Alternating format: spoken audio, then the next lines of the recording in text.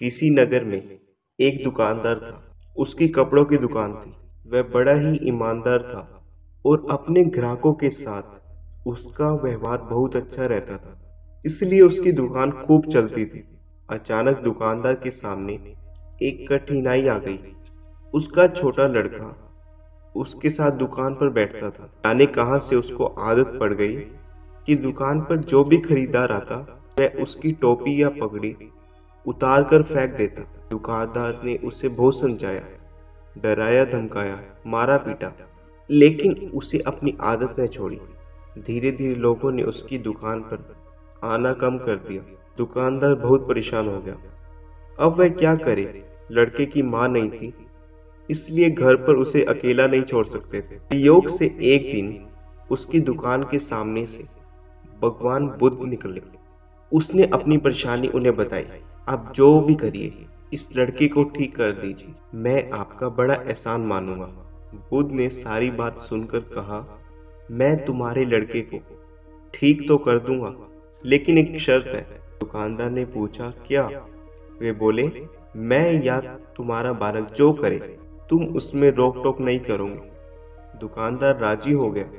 अगले दिन बुद्ध अपने सिर पर एक साफा बांधकर उसकी दुकान पर आए। लड़का तो ताक में था। जैसे बुद्ध बैठे कि वह उठा और उनका साफा उतारकर सड़क पर फेंक दिया।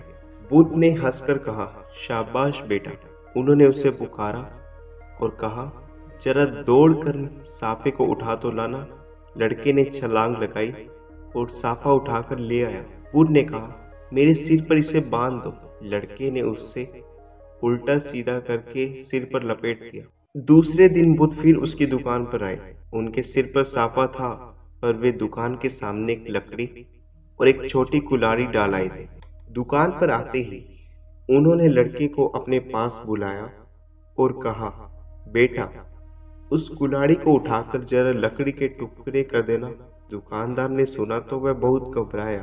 कहने को हुआ कि महाराज, आप यह क्या करवा रहे हैं? लड़का अपना पैर कटा लेगा, पर वह कुछ न बोलने का वचन जो दे चुका था। लड़के ने कूदकर कुल्हाड़ी उठा ली और लकड़ी को काटने लगा। थोड़ी देर ही बाद वह थक कर लौट आया और बुद्ध के पास आ बैठा।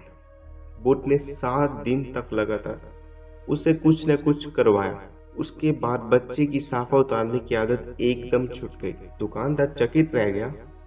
उसने बुद्ध से कहा, आपने यह क्या चमत्कार कर दिया? बुद्ध बोले, हम लोग दिन भर में बच्चों से 20 बार कहते हैं, यह मत कर, वह मत कर, लेकिन एक बार भी यह नहीं कहते कि यह कर। बालक कुछ करना चाहते हैं।